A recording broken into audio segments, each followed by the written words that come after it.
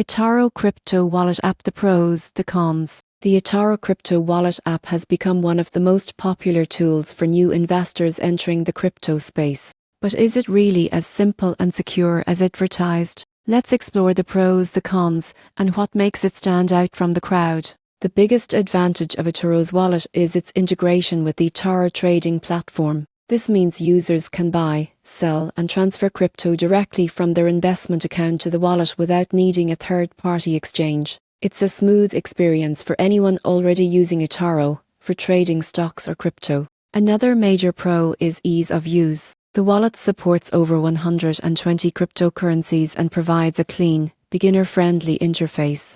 You can easily convert between coins or send crypto to other wallets with just a few taps. For newcomers, this simplicity removes a lot of the usual technical friction. Security-wise, eToro's wallet includes multi-signature technology and advanced encryption. That means even if your device is lost, your funds remain recoverable using your private recovery key. And since eToro is a regulated company, it complies with strict financial standards, something many crypto wallets can't claim.